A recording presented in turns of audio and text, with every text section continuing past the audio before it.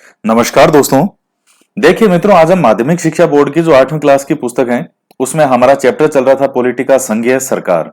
तो उसमें पार्लियामेंट से संबंधित हमने कंप्लीट कर लिया था और अब हम पढ़ने वाले हैं संघीय कार्यपालिका के बारे में। तो संसद के बारे में पढ़ लिया, अब हम पढ़ेंगे कार्यपालिका के विषय में। और इसके साथ ही आपको एक क्वेश्चन का जवाब देना है कि 11वां मूल कर्तव्य जो है, 11वां मूल कर्तव्य ये कब और किस संविधान संशोधन के जो अंतर्गत है वो जोड़ा गया था। आपको बताना है कि 11वां मूल कर्तव्य जो है वो कब जोड़ा गया था, किस संविधान संशोधन के तहत उसको ऐड किया गया। 11वां मूल कर्तव्य क्या है? वही 6 से 14 वर्ष तक के जो बच्चे हैं उनके अभिभावक उनको बेसिक शिक्षा जो है वो दिलाएंगे। तो ये अभिभावक का कर्तव्य है। तो आपको यह बताना है किस संविधान संशोधन के तहत जो है इसको जोड़ा गया था। तो आगे पढ़ते हैं। देखिए, संघीय कार्यपालिका, संघीय कार्यपालिका में कौन कौन आता है? राष्ट्रपति आता है, प्रधानमंत्री आता है और मंत्रिपरिषद शामिल होती है। संघीय कार्यपालिका संसद द्वारा बनाए गए कानूनों को लागू करने का काम करती है। राष्ट्रपति का निर्वाचन। तो अब संघीय कार्यपालिका में कौन कौन है? राष्ट्रपति, प्रधानमंत्री और मंत्रिपरिषद। तो सबसे पहले राष्ट्रपति के बारे में बात करते हैं। यह राष्ट्रपति भवन है जो कि दिल्ली में बना हुआ है। राष्ट्रपति का निर्वाचन, राष्ट्रीय संघीय कार्यपालिका का प्रमुख होता है, वह भारत का प्रथम नागरिक भी कहते हैं। राष्ट्रपति का निर्वाचन जनता प्रत्यक्ष रूप से नहीं करती, बल्कि एक निर्वाचक मंडल के सदस्यों द्वारा किया जाता है। इस निर्वाचक मंडल में संसद के दोनों सदनों के निर्वाचित सदस्य और राज्य तथा संघ शासित प्रदेशों की विधानसभाओं के निर्वाचित सदस्य शामिल होते हैं। तो राष्ट्रपति का जो निर्वाचन है वो डायरेक्ट जनता नहीं करती, तो अप्रत्यक्ष निर्वाचन प्रणाली के द्वारा, एकल संक्रमणीय मतदान प्रणाली जो होती है तो उसमें एक टर्म आता है अप्रत्यक्ष निर्वाचन होता है। राष्ट्रपति का अप्रत्यक्ष निर्वाचन होता है।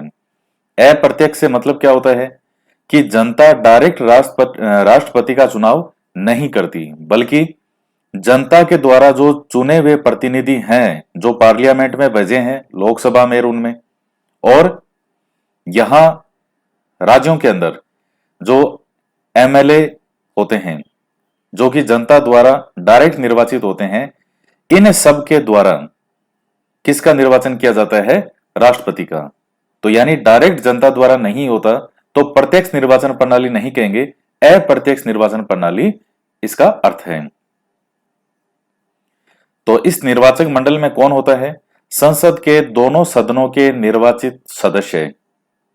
तो दोनों सदनों के जो निर्वाचित सदस्य हैं, अब तो जैसे जो मान लीजिए एंग्लो इंडियन तो अब तो समाप्ति कर दिए, और जो राज्यसभा है तो राज्यसभा में राष्ट्रपति 12 सदस्य जो है वो मनोनीत करता था। क्या वो सदस्य इसमें आते हैं क्या? वो नहीं आते, क्योंकि वो राष्ट्रपति के द्वारा ही मनोनीत किए गए हैं। तो ये निर्वाचित की बात कर रहा है, जो निर्वाचित सदस्य हैं। और बाकी राज्यों में और संघ शासित प्रदेश जो होते हैं उनकी विधानसभाओं के निर्वाचित सदस्य, अगर वहां भी कोई सदस्य मनोनीत किया गया है तो वो सदस्य शामिल नहीं होगा। राष्ट्रपति पद का उम्मीदवार वह व्यक्ति बन सकता है, क्या होना चाहिए? भारत का नागरिक होना चाहिए, 35 वर्ष की आयु पूरी कर चुका हो, लोकसभा का सदस्य बनने की योग्यता रखता हो और किसी लाभ के पद पर आसीन नहीं हो। तो ये ध्यान रखिएगा, भारत का नागरिक होना चाहिए, कोई लाभ के पद पर ना हो, ये तो है ही है सभी में, और 35 वर्ष की आयु पूरी कर चुका हो और लोकसभा का सदस्य बनने की भी योग्यता रखता हो, तो वो उम्मीदवार बन सकता है। कार्यकाल, राष्ट्रपति का कार्यकाल 5 वर्ष का होता है, लेकिन महाभियोग की प्रक्रिया के द्वारा संसद कार्यकाल समाप्ति से पूर्व भी राष्ट्रपति को पद से हटा सकती है। तो यह महाभियोग की प्रक्रिया होती है, पूरी अलग से प्रक्रिया है, कभी और समझाएंगे इसको, पूरा अलग से, पूरा लंबा प्रोसेस है कैसे कैसे होगा ये। तो राष्ट्रपति का कार्यकाल कितना होता है? 5 वर्ष का, और किस प्रक्रिया के द्वारा हटाया जा सकता है? महाभियोग की प्रक्रिया के द्वारा। तो ये आगे है केवल पढ़ने के लिए। तो ये केवल पढ़ने के लिए है कि राष्ट्रपति निर्वाचन की प्रणाली क्या होती है। देखिए, राष्ट्रपति का जब निर्वाचन होता है, इसमें तीन चार टर्म है जो आपको देखने को मिलती है। एक तो है कि अप्रत्यक्ष निर्वाचन प्रणाली। थोड़ा सा ध्यान से सुनिएगा इस चीज को। अप्रत्यक्ष निर्वाचन प्रणाली एक तो ये है। एक आता है एकल संक्रमणीय मत प्रणाली। ये वाला जो टर्म है ये एकल संक्रमणीय मत प्रणाली। और एक आता है आनुपातिक प्रतिनिधित्व पद्धति। तो इन सब के मीनिंग क्या है वो अर्थ आपको मैं समझा देता हूं। यहाँ पे अप्रत्यक्ष निर्वाचन प्रणाली तो मैंने आपको बता दिया कि राष्ट्रपति का निर्वाचन है वो डायरेक्ट जनता नहीं करती, बल्कि जनता के द्वारा जो डायरेक्ट चुने गए सदस्य हैं, एमपी एमएलए, वो किसका चुनाव करते हैं, किसका निर्वाचन करते हैं, राष्ट्रपति का। पहली बात तो क्लियर है, अप्रत्यक्ष। अगर प्रत्यक्ष लिखा होता तो मतलब जनता करती, लेकिन जनता नहीं करती, तो अप्रत्यक्ष निर्वाचन प्रणाली। पहला पॉइंट क्लियर है।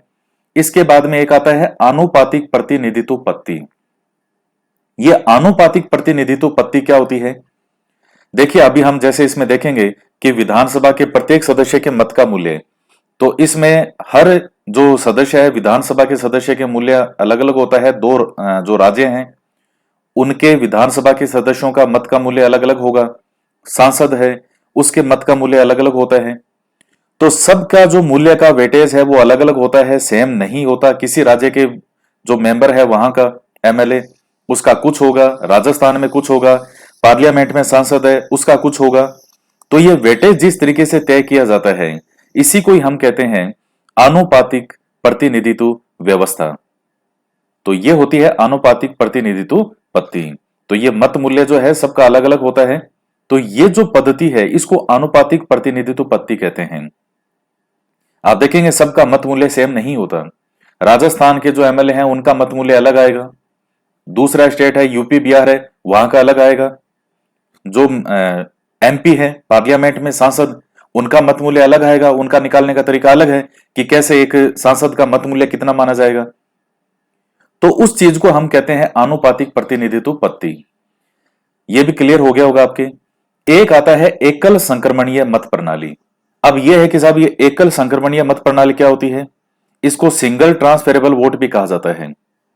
सिंगल ट्रांसफेरेबल वोट सिस्टम प्रणाली मतलब सिस्टम। तो ट्रांसफेरेबल ट्रांसफर हो सकता है। देखिए वर्ड के अंदर ही उसका अर्थ छिपा होता है। आनुपातिक वाले में देख लीजिए किस तरह से अनुपात ही अनुपात निकाले हुए हैं, वो आ गया इसमें।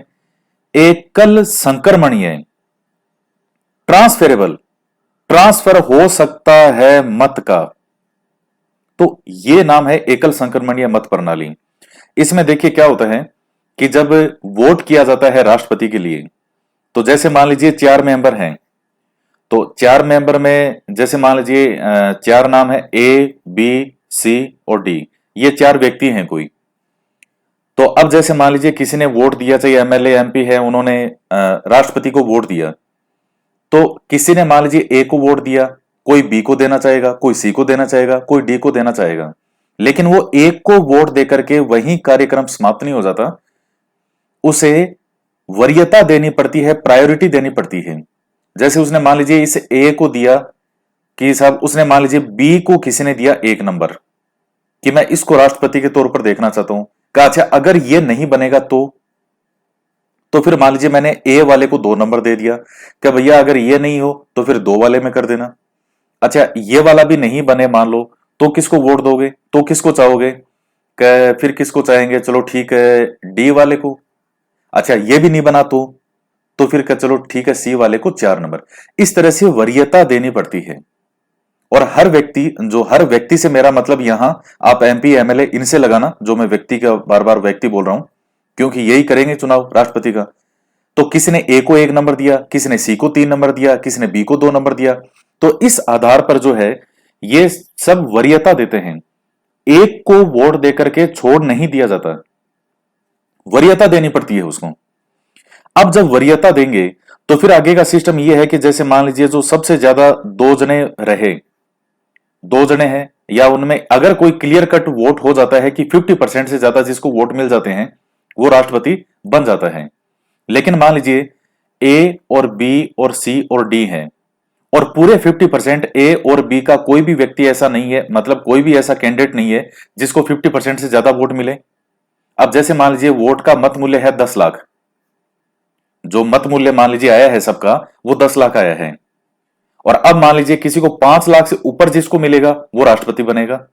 लेकिन एक को तो मिल गए 3 लाख, एक को मिल गए 2 लाख, या जैसे एक को मिल गए 4 लाख, इसको मिले 3 लाख, और इसको मिले 2 लाख, इसको मिले 1 लाख। 4 3 7 और 8 9 10, ये हो गए 10। अब 5 लाख से ऊपर तो किसी को नहीं मिला। अब इसमें क्या करेंगे, जो लास्ट वाले हैं उनको बाहर कर देंगे। जो सबसे कम जिसको मिलते हैं उसको बाहर कर दिया जाता है। लेकिन जिसको बाहर किया जाएगा सबसे लास्ट में, जैसे डी वाला है इसके सबसे कम है, इसको बाहर कर देंगे। तो हालांकि वीडियो अब ये बड़ा हो रहा है, आपके लंबा हो जाएगा वीडियो, ये चीजें ज्यादा हो रही है इसमें, फिर भी चलो कर लेते हैं इसको।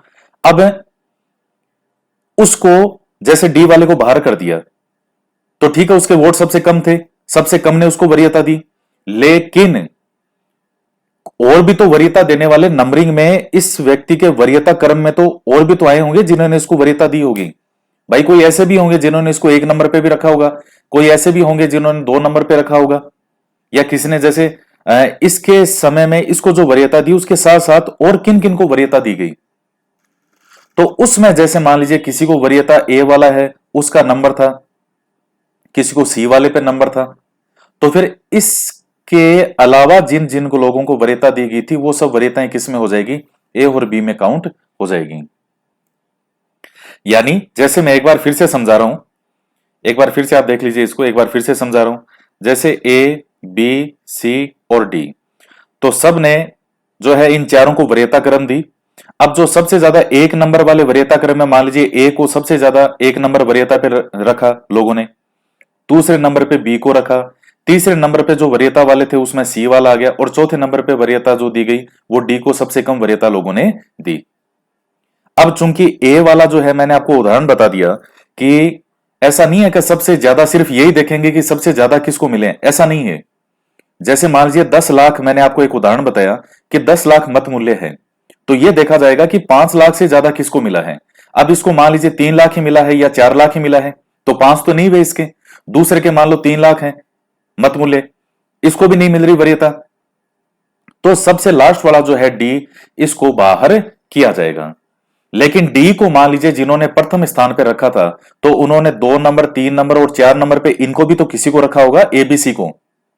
तो वो जो मत हैं कि चलो डी के तो सबसे कम वरीयता के मिले, लेकिन इसके साथ औरों को भी तो वरीयता दी गई थी, इनको ए बी और सी को। तो वो जो वोट हैं, जैसे मान लीजिए डी वालों को जिन्होंने वरीयता पे रखा था 1 नंबर पे, उनमें से कुछ जो मत हैं उन्होंने ए वाले को दिए, कुछ ने बी को भी दिए, कुछ ने सी को भी वरीयता पे रखा। तो वो जो सिंगल वोट है जो इधर डी वाले के टाइम वरीयता भरते समय रखा गया था, उसको फिर ए वाले का ए को, बी वाले के बी को और सी वाले का सी को ट्रांसफर हो जाएगा। फिर ये इस तरह से ये प्रोसेस चलता रहेगा जब तक कि एक व्यक्ति जो है उसको 5 लाख से ऊपर नहीं मिल जाता। जो ही 5 लाख से ऊपर होगा तो वो ही देश का राष्ट्रपति बनेगा। तो चूंकि वो सिंगल वोट, यानी जो वरीयता क्रम में फिर दूसरे तीसरे चौथे नंबर पे जिनको वरीयता थी या कितने कैंडिडेट होते हैं उस पर डिपेंड करता है, तो वो जो सिंगल वोट जो उस व्यक्ति को मिला वो ट्रांसफर हो जाएगा इधर। तो ये इसे कहा जाता है एकल मत संक्रमणीय प्रणाली, एकल संक्रमणीय मत प्रणाली। तो राष्ट्रपति का निर्वाचन आनुपातिक प्रतिनिधित्व पद्धति के अनुसार एकल संक्रमणीय मत प्रणाली से गुप्त मतदान द्वारा होता है। वैध मतपत्रों का मूल्य निकाला जाता है। किसी उम्मीदवार को राष्ट्रपति के चुनाव में निर्वाचित होने के लिए मतों का एक निश्चित भाग प्राप्त करना होता है। निश्चित भाग, ये देखिए, जो कभी राष्ट्रपति पूरा टॉपिक पढ़ाएंगे उसमें और डिटेल में बताएंगे एक एक चीज को और अच्छे से उदाहरण द्वारा। किसी उम्मीदवार को राष्ट्रपति के चुनाव में निर्वाचित होने के लिए मतों का एक निश्चित भाग प्राप्त करना होता है। जैसे मैंने आपको अभी उदाहरण दिया, निश्चित भाग का निर्धारण वैध मतों में निर्वाचित होने वाले उम्मीदवार, यहां केवल एक ही उम्मीदवार राष्ट्रपति के रूप में निर्वाचित होता है कि संख्या में एक जोड़कर भाग देने पर प्राप्त भागफल में एक जोड़ कर किया जाता है। तो निश्चित भाग का निर्धारण कैसे होगा कि कितना निश्चित भाग है, तो वैध मतों में निर्वाचित होने वाले उम्मीदवार के रूप में निर्वाचित की संख्या में एक जोड़कर भाग देने पर प्राप्त भागफल में एक जोड़कर किया जाता है। अभी आगे और आएगा ये, इसमें समझिएगा। राष्ट्रपति के निर्वाचन में निम्नलिखित सूत्रों का प्रयोग करके विधानसभा और संसद के निर्वाचित सदस्यों के मतों का मूल्य निकाला जाता है। तो कैसे निकालते हैं विधानसभा का? विधानसभा के प्रत्येक सदस्य के मत का मूल्य तो राज्य या संघीय क्षेत्र की जो भी जनसंख्या है, जैसे मान लीजिए राजस्थान की जनसंख्या है, मान लीजिए 7 करोड़ हो। एक उदाहरण बता रहा हूं आपको। जैसे मान लीजिए राजस्थान की जनसंख्या मान लीजिए 7 करोड़ है या 10 करोड़ है या जितनी भी आप माने उदाहरण के लिए, तो उस 7 करोड़ के अंदर विधानसभा के निर्वाचित सदस्यों की कुल संख्या 200 है। यहां पर एमएलए 7 करोड़ बटे 200 और फिर आगे इसमें भाग किसका दिया जाएगा? 1000 का।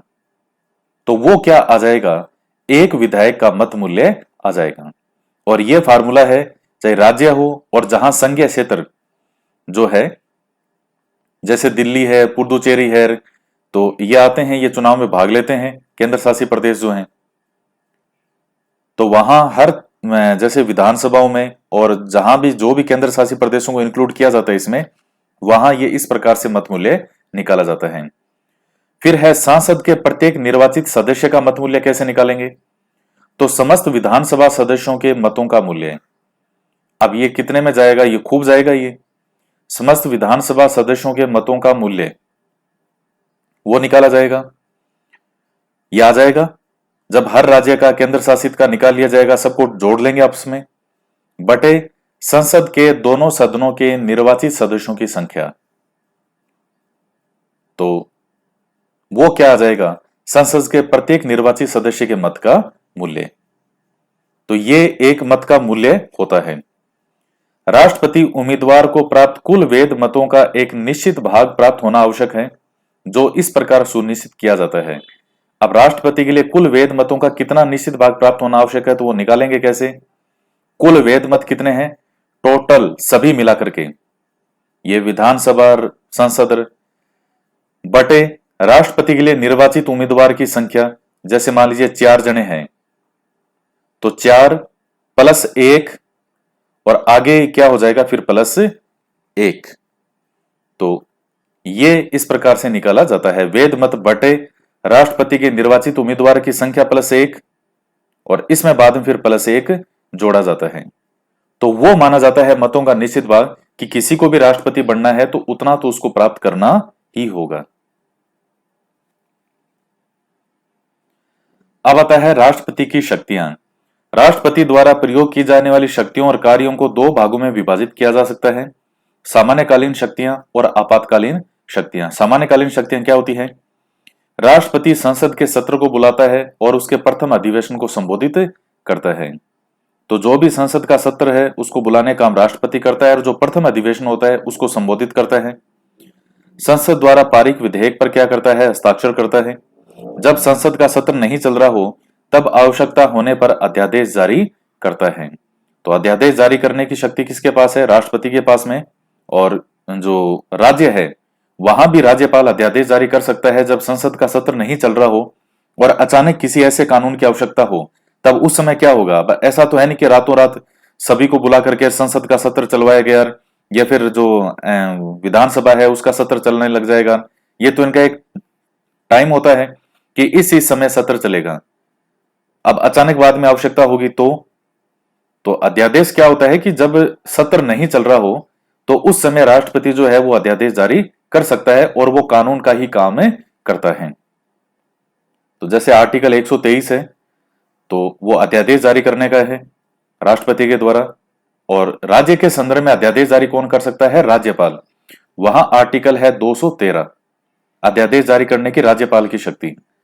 तो 123 राष्ट्रपति की है और इस एक को उठा करके बीच में रख दो, 213 बना दो, तो वो राज्यपाल की अध्यादेश जारी करने की शक्ति हो जाएगी।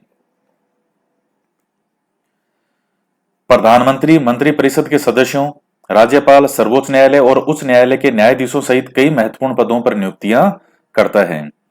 तो ये कई नियुक्तियां हैं, जैसे प्रधानमंत्री है, मंत्रिपरिषद के सदस्य हैं, राज्यपाल, सर्वोच्च न्यायालय, उच्च न्यायालय, तो ये कई नियुक्तियां करता है। अंतर्राष्ट्रीय संधियां और समझौते राष्ट्रपति के नाम से किए जाते हैं। केंद्रीय बजट को संसद के समक्ष रखवाता है। वह भारत के सैन्य बलों का सर्वोच्च सेनापति होता है।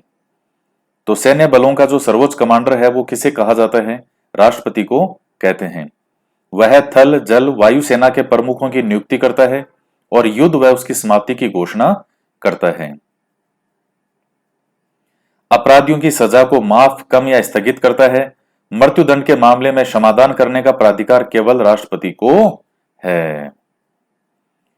तो ये राष्ट्रपति के बारे में कुछ महत्वपूर्ण चीजें हैं कि अपराधियों के मामले में क्षमादान करने की जो शक्ति है, मृत्युदंड को भी माफ कर सकता है राष्ट्रपति।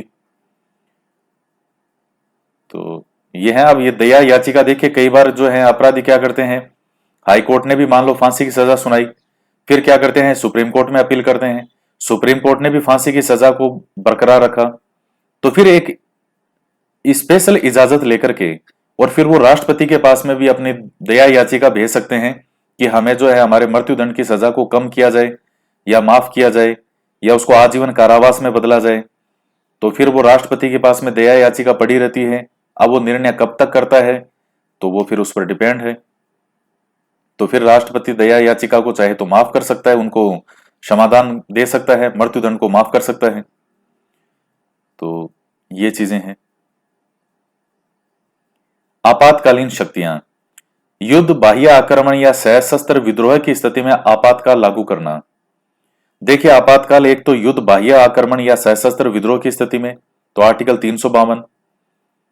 अचानक देश के अंदर मान लीजिए कोई देश से अगर युद्ध हो गया तो आपातकाल की स्थिति है तो देश में आपातकाल लागू कर सकता है। युद्ध हो गया, बाह्य आक्रमण है, कोई सशस्त्र विद्रोह हो गया, किसी राज्य में संवैधानिक संकट उत्पन्न होने पर वहां आपातकाल लागू करना। संवैधानिक संकट उत्पन्न होने पर तो यह आर्टिकल 356 है। कई राज्य हैं, राज्यों पे कई बार लगता है आपातकाल। राष्ट्र में वित्तीय संकट आने पर वित्तीय आपातकाल लगाना, तो यह आर्टिकल 360 है। और वित्तीय आपात जो है यह अब तक भारत में कभी नहीं लगा है। तो वित्तीय संकट आने पर वित्तीय आपातकाल लगा सकता है आर्टिकल 360। तो ये तीन तरह से आपातकालीन शक्तियां हैं। इसके बाद में आता है उपराष्ट्रपति। उपराष्ट्रपति का पद देश का दूसरा सर्वोच्च पद होता है। यानी पहला कौन सा है, राष्ट्रपति, राष्ट्रपति के बाद में उपराष्ट्रपति। उपराष्ट्रपति के लिए क्या योग्यता होनी चाहिए, भारत का नागरिक हो, 35 वर्ष की आयु पूरी कर चुका हो और राज्यसभा सदस्य बनने के लिए योग्य हो। तो ये तीन कंडीशन होनी आवश्यक है। उपराष्ट्रपति का चुनाव संसद के दोनों सदनों के सदस्यों के निर्वाचक मंडल द्वारा किया जाता है। राष्ट्रपति के निर्वाचन की तरह उपराष्ट्रपति का निर्वाचन भी एकल संक्रमणीय मत प्रणाली और आनुपातिक प्रतिनिधित्व पद्धति के द्वारा गुप्त मतदान से होता है। तो वही सिस्टम, लेकिन इसमें कौन भाग लेता है, इसमें संसद के दोनों सदनों के जो सदस्य हैं वो भाग लेते हैं। जबकि जो राष्ट्रपति का चुनाव होता है उसमें राज्य और केंद्र शासित प्रदेश वो भी साथ में भाग लेते हैं। उपराष्ट्रपति का कार्यकाल भी कितना होता है, 5 साल। राज्यसभा के पदेन सभापति के रूप में कार्य करता है। जब राष्ट्रपति का पद त्याग पत्र, पदच्युत, मृत्यु, अन्य कारणों से रिक्त होता है तब वह राष्ट्रपति के रूप में कार्य करता है। जैसे मान लीजिए राष्ट्रपति ने त्याग पत्र दे दिया हो, पद से हट गया हो, अचानक मृत्यु हो गई हो या अन्य कारणों से खाली हो गया हो, तब वह राष्ट्रपति के रूप में कार्य करता है। संसद उपराष्ट्रपति को कार्यकाल पूरा होने से पूर्व भी पद से हटा सकती है। तो देखिए उपराष्ट्रपति का मेन जो काम तो है वो राज्यसभा के पदेन सभापति के रूप में ही है, क्योंकि राष्ट्रपति की ये पद त्याग, ये त्याग पत्र देना, पद छोड़ना, ये मृत्यु और ये कारण कम ही होते हैं। तो अब उपराष्ट्रपति बैठा करेगा क्या? उपराष्ट्रपति का काम ही है राज्यसभा के पदेन सभापति के रूप में कार्य करना। तो पदेन सभापति का, पदेन का मतलब क्या होता है कि उस समय जो भी व्यक्ति उपराष्ट्रपति के पद पर होगा वो ऑटोमेटिकली राज्यसभा का क्या होगा, सभापति होगा। तो कभी हो सकता है त्याग पत्र दे दे या पद छोड़ दे या मृत्यु हो जाए, क्योंकि राष्ट्रपति, राज्यपाल ये ज्यादातर उन्हीं को बनाते हैं जिनकी उम्र काफी ज्यादा होती है। जैसे 70-75 साल के आसपास आयु होती है, किसी की 72, किसी की 75, किसी की 80, कईयों की 85 हो जाती है, तो उनको राष्ट्रपति राज्यपाल बना देते हैं। तो भगवान की तरफ से बुलावा कभी भी आ जाता है उनका। संसद उपराष्ट्रपति को कार्यकाल पूरा करने से पूर्व भी पद से हटा सकती है। हालांकि देखिए, इसमें ज्यादातर जिनकी उम्र अधिक होती है 70, 75, 80 साल, उनको बनाते हैं। मेरा यह मानना है कि इसमें 50 से 60, 65 साल के बीच में इस एज ग्रुप के अंदर जो है वो राष्ट्रपति बनाया जाना चाहिए, क्योंकि राष्ट्रपति की भूमिका भी होती है, अगर काम करना चाहे तो राष्ट्रपति की भी बहुत भूमिका होती है। जैसे एक राष्ट्रपति जो मेरे हमेशा से फेवरेट रहे हैं, एपीजे अब्दुल कलाम साहब, तो वास्तव में उनके राष्ट्रपति का दौर आप देखिएगा, बहुत ही जबरदस्त और शानदार तरीके से उन्होंने काम किया। तो व्यक्ति पर डिपेंड करता है, व्यक्ति जो होता है वो सीट को मजबूत बनाता है, उस व्यक्ति कैसा है वो उस पर डिपेंड करता है। प्रधानमंत्री और उनकी मंत्री परिषद, संविधान द्वारा दी गई सरकार की संसदीय व्यवस्था में राष्ट्रपति केवल नाम मात्र की कार्यपालिका प्रमुख होता है। वास्तविक कार्यपालिका जो है वो शक्तियां किस में निहित है? प्रधानमंत्री में निहित है। राष्ट्रपति की सभी शक्तियों का प्रयोग वास्तव में प्रधानमंत्री द्वारा किया जाता है। राष्ट्रपति लोकसभा में बहुमत प्राप्त दल या दलों के गठबंधन के नेता को प्रधानमंत्री नियुक्त करता है। तो जो बहुमत दल का नेता होता है उसको राष्ट्रपति प्रधानमंत्री नियुक्त करता है। प्रधानमंत्री के परामर्श से राष्ट्रपति द्वारा मंत्री परिषद के मंत्रियों की नियुक्ति की जाती है। अब देखिए कितने प्यारे प्यारे क्वेश्चन बनते हैं कि ये मंत्री परिषद यानी मंत्रियों की नियुक्ति कौन करता है? तो राष्ट्रपति करता है। किसकी सलाह पर? प्रधानमंत्री की सलाह पर। तो प्रधानमंत्री जिसको जो मंत्री बनाना चाहेगा कि इसको मैं गृह मंत्री बनाऊंगा, इसको रक्षा मंत्री बनाऊंगा, इसको मानव संसाधन मंत्री ये बनाऊंगा, इसको मैं ये खनिज मंत्री बनाऊंगा, तो राष्ट्रपति उसी को कहेगा। तो ये चीजें हैं। तो राष्ट्रपति है वो नाम मात्र की कार्यपालिका कहते हैं, लेकिन वास्तविक कार्यपालिका शक्ति है वो किस में निहित होती है? प्रधानमंत्री में। नेक्स्ट वर्ड आता है कैबिनेट मंत्री। राज्य मंत्री और उप मंत्रियों को सम्मिलित रूप से मंत्री परिषद कहा जाता है, जबकि मंत्रिमंडल के सदस्य केवल कैबिनेट मंत्री होते हैं। अतः मंत्रिमंडल मंत्री परिषद का ही एक भाग है। लोकसभा में बहुमत प्राप्त करने तक मंत्री परिषद अपने पद पर बनी रहती है। इस पर देखिए, ये मंत्रियों पर मैंने एक वीडियो बना रखा है, यही यूट्यूब पे बना रखा है, और पॉलिटी वाली जो प्लेलिस्ट है उसमें आपको मिल जाएगा। ये जो बुक्स वाली प्लेलिस्ट है इनमें नहीं, अलग से जो पॉलिटी की एक प्लेलिस्ट है उसमें आपको मिल जाएगा। उसमें सभी मंत्रियों के बारे में बता रखा है कि कैबिनेट मंत्री किसको कहते हैं, राज्य मंत्री किसको कहते हैं, उप मंत्री किसको कहते हैं, क्या क्या इनकी पावर हो सकती है, किस किस को बनाया जा सकता है, मतलब क्या क्या उनकी शक्तियां हैं, तो वो बता रखा है। तो मंत्री परिषद के अंदर तो सभी मंत्री आ गए, कैबिनेट, राज्य मंत्री और उप मंत्री सभी आ गए। लेकिन इस मंत्री परिषद के अंदर मंत्रिमंडल किसको कहेंगे? तो जो सिर्फ कैबिनेट मिनिस्टर हैं उनको कहा जाता है मंत्रिमंडल। यानी जितने भी कैबिनेट मंत्री हैं, जैसे मान लीजिए 15 या 20 कैबिनेट मंत्री हैं, तो उसको हम कहेंगे मंत्रिमंडल। मेन तो यही है सब करता धरता, बाकी तो ये फिर सहयोग के लिए होते हैं राज्य मंत्री, रूप मंत्री, इनकी जो भूमिका है। कईयों को मान लीजिए कि कैसे खुश करना है, तो अब वही बात है कि किसी को मुख्यमंत्री बनाया, स्टेट की बात करें तो उप मुख्यमंत्री जैसा कोई पद होता नहीं है ऐसे, लेकिन किसी को अगर खुश करना है, और कि भाई जैसे विवाद बढ़ रहा है, जैसे आपने यहां देखा था राजस्थान सरकार में, तो सब आपके सामने लाइव चीजें घटित होती है ये। तो उप मुख्यमंत्री जैसा कोई पद ऐसा नहीं है संविधान में कि उप मुख्यमंत्री बना दो, लेकिन संतुष्ट करने के लिए क्या मुख्यमंत्री तो है ही है, चलो ठीक है किसी एक को उप मुख्यमंत्री भी बना दिया। तो उसी तरह से कई पद ऐसे होते हैं जिनका संविधान में कोई उल्लेख नहीं होता, लेकिन कि केवल संतुष्ट करने के लिए वो बना दिए जाते हैं। तो मेन तो है कैबिनेट, जो मंत्री होते हैं, मंत्रिमंडल सारा काम तो यही करता है, सारी मिनिस्ट्री इन्हीं के हाथ में होती है। बाकी फिर ये राज्य मंत्री, रूप मंत्री हैं तो ये एक सहयोगकर्ता के रूप में काम करते हैं। लोकसभा में बहुमत प्राप्त करने तक मंत्री परिषद अपने पद पर रहती है। अब जैसे मान लीजिए सरकार अपना, अभी कुछ दिन पहले राजस्थान सरकार में बड़ा जबरदस्त तरीके से चला था ये। उस टाइम जो अशोक गहलोत जी हैं वो सभी मंत्रियों को और वो अपने जो थे अपने विधायक सबको लेकर के और जैसलमेर के ये होटल है सूर्यागढ़ में चले गए थे, पता नहीं कौन इनको बेच दे, खरीद ले। ये बड़ा डर, सबसे बड़ा खतरनाक जो डर होता है सरकार को, ये होता है कि हमारी कोई सरकार नहीं गिरा दे। इसमें मान लीजिए बीच में विधायक हैं और एक विधायकों का समूह है, पूरा दल बदल का एक बना हुआ भी है, जो अनुसूची भी है, कुछ नियम है उसमें। तो एक पूरा ग्रुप हो विधायकों का कि साहब अब तो हम इस जगह को छोड़ेंगे इनको और इस तरफ जाएंगे। अगर वो चले गए और उनकी सरकार अल्पमत में आ गई तो सरकार गिर जाती है। वही सेंटर वाली बात है, वही इधर ये स्टेट वाली बात है। तो जब सरकार ही अल्पमत में आ गई, जब सरकार ही नहीं रही, तो मंत्रिपरिषद कहां से रहेगी फिर? तो जब तक लोकसभा में, आप वापस सेंटर पे आ जाते हैं, जब तक लोकसभा में बहुमत प्राप्त रहने तक मंत्रिपरिषद अपने पद पर बनी रहती है।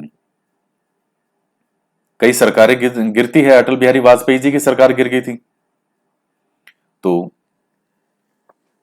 ये चीजें हैं। प्रधानमंत्री के प्रमुख कार्य क्या क्या होते हैं? तो प्रधानमंत्री की शक्तियां हैं, मंत्रियों की नियुक्ति के लिए राष्ट्रपति को परामर्श देता है, मंत्रियों को विभिन्न मंत्रालय आवंटित करता है और उसमें फेरबदल करता है, मंत्रिपरिषद की बैठकों की अध्यक्षता करता है और सभी मंत्रियों के कार्यों को नियंत्रित, निर्देशित और उनमें समन्वय स्थापित करता है। तो मंत्रिपरिषद की बैठकों की अध्यक्षता कौन करता है? PM, prime minister. और मंत्रियों की नियुक्ति के लिए राष्ट्रपति को परामर्श कौन देता है? तो पीएम। मंत्रालय आवंटित करना या फेरबदल करना हो, आज प्रधानमंत्री जी ने सोचा कि आज तुम क्या थे आज तक? क्या मैं तो गृह मंत्री था, तुम क्या थे? रक्षा मंत्री। कहा अच्छा ठीक है, तुम्हें आज से ये मंत्रालय तुम्हारा और ये वाला तुम्हारा है। तो ये हो सकता है। बहुमत दल का नेता होने के कारण सदन के नेता के रूप में भी कार्य करता है। देखिए, सदन का नेता तो वो कौन है? तो बहुमत दल का नेता है, उसे ही सदन के नेता के रूप में माना जाता है। वह राष्ट्रपति और प्रधानमंत्री परिषद के बीच संपर्क कड़ी के रूप में कार्य करता है। राष्ट्रपति और मंत्रिपरिषद, तो इनके बीच में कड़ी का काम कौन करता है? पीएम, यानी प्रधानमंत्री। तो कोई बात इधर से इधर है, राष्ट्रपति जी इधर कहेंगे तो मंत्रिपरिषद पीएम महोदय को कहेगी। तो ये बीच में एक कड़ी का काम करते हैं प्रधानमंत्री। तो ये क्वेश्चन भी पूछा जाता है। समय समय पर राष्ट्रपति को महत्वपूर्ण वैधानिक मामलों और कार्यपालिका के निर्णयों के बारे में जानकारी देता है। तो प्रधानमंत्री मंत्रिपरिषद का मुखिया होता है, अतः प्रधानमंत्री की मृत्यु या उसके त्यागपत्र की स्थिति में मंत्रिपरिषद स्वतः ही विघटित हो जाती है। तो चूंकि मंत्रिपरिषद का मुखिया होता है और प्रधानमंत्री की मृत्यु या वो त्यागपत्र दे दे, ये अटल बिहारी वाजपेयी जी के समय बड़ी जोरदार घटनाएं हुई थी। उस समय जब वो सबको मिला करके सरकार बनी थी, सभी पार्टियों को मिला करके उस तरह से सरकार बनाई गई थी, एक एक पूरा संगठन की तरीके से सहयोग लेकर के जब सरकार बनी, तो कई बार अटल बिहारी वाजपेयी जी का मूड हो जाता खराब कि ये इस तरह से अजीब अजीब चीजें करते हैं, सरकार को गिराने का प्रयास करते हैं। तो अटल बिहारी वाजपेयी जी के मन में आ जाता मैं इस्तीफा दे दूंगा। तो सारी मंत्रिपरिषद के साहब क्या आ जाती, गले में आ जाती, अरे ये तो हम तो मंत्री गए। तो फिर उनको समझाते कर नहीं नहीं रुको, नहीं नहीं रुको। क्यों? अटल बिहारी वाजपेयी जी इतने अच्छे लीडर हुए हैं जो वास्तव में देश के लिए जिए। ऐसे नेता सच्चे अर्थों में नेता होते हैं और ये सैकड़ों सालों में ऐसे नेता होते हैं एक बार। तो अटल बिहारी वाजपेयी जी कई बार जैसे उनका मूड खराब हो जाता तो कहते हैं ठीक है मैं नहीं बनना प्रधानमंत्री, मैं छोड़ रहा हूं ये लो। तो सबके क्या आ जाती, गले में आ जाती, क्योंकि प्रधानमंत्री ने इस्तीफा दे दिया तो मंत्रिपरिषद तो गई। तो इस पार्टी का भी मंत्री है, इस पार्टी का भी मंत्री है, इस पार्टी का भी मंत्री है, सबके गले में आ जाती कि ये तो सरकार यानी हमारा जो मंत्री पद है वो तो गया। तो फिर उनको समझा बुझा के रोकते अरे नहीं नहीं सुनो सुनो सुनो सुनो सुनो, अरे हमारी बात तो सुनो। तो फिर वो मानते अच्छा ठीक है चलो नहीं देता इस्तीफा। तो ये चीजें हैं। इस अध्याय में हमने भारत की संघीय सरकार और संसदीय व्यवस्था के बारे में पढ़ा। साथ ही संघीय व्यवस्थापिका के रूप में संसद के दोनों सदनों के गठन, कार्यकाल और शक्तियों के बारे में भी जाना। केंद्रीय कार्यपालिका के रूप में राष्ट्रपति, उपराष्ट्रपति, प्रधानमंत्री और मंत्रिपरिषद के रूप में भी जानकारियां प्राप्त की। तो ये आप अच्छे से देखेगा इन चीजों को। महाभियोग, अच्छा ये देखिए जो मैंने आपको मंत्री वाला जो वीडियो बताया था कि मैंने और बना रखा है, उस वीडियो का लिंक मैं जो कमेंट बॉक्स है वहां पर उस वीडियो का लिंक दे दूंगा, ताकि आप और मंत्री पद के बारे में, मंत्री जैसे ये सेंटर जो कैबिनेट मंत्री, राज्य मंत्री, उप मंत्री, इनके बारे में और जानकारी प्राप्त कर सकें डिटेल में। तो आप उस वीडियो को देख लीजिएगा। महाभियोग, संसद द्वारा राष्ट्रपति, सर्वोच्च और उच्च न्यायालय के न्यायाधीशों को हटाने की विधि। तो यह महाभियोग होता है। इकहरी नागरिकता, भारत में नागरिकों को संघ व्यवस्था के बावजूद केवल संघ की नागरिकता ही प्राप्त है, राज्य की नहीं। तो एकल नागरिकता है। अध्यादेश, जब संसद का अधिवेशन नहीं चल रहा हो तब आवश्यक विषय पर राष्ट्रपति कानून बनाने के लिए जो आदेश जारी करता है। आर्टिकल भी ध्यान में रखो तो रख लेना, 123 है। और वैसे देखा जाए कि स्टेट के संदर्भ में जो राज्यपाल अध्यादेश जारी करता है वो आर्टिकल है 213 स्टेट के लिए, और 123 तो राष्ट्रपति की शक्ति है अध्यादेश जारी करने की। आनुपातिक प्रतिनिधित्व क्या है? एक निश्चित अनुपात के आधार पर, जो आपको बताया मैंने, जो विधानसभा का जो सांसद है उनका मत मूल्य निकाला जाता है। एकल संक्रमणीय, मतदान की वह प्रणाली जिसमें निर्धारित मत प्राप्त करने के लिए विभिन्न उम्मीदवारों में मतों का संक्रमण, जो मैंने आपको बताया ट्रांसफेरेबल, कि भैया ये वाला तो बाहर हो ही रहा है, तो अच्छा ऐसे एक काम करो, तुम्हारे वाले जो भी वरीयता 2, 3, 4 वाली वरीयता किसी और को दी गई थी, तुम्हारे तो एक वरीयता तो है लेकिन तुमको सबसे कम वरीयता दी लोगों ने, तो तुम तो बाहर हो ही रहे हो। तो फिर 2, 3 और 4 किस किस को दिए?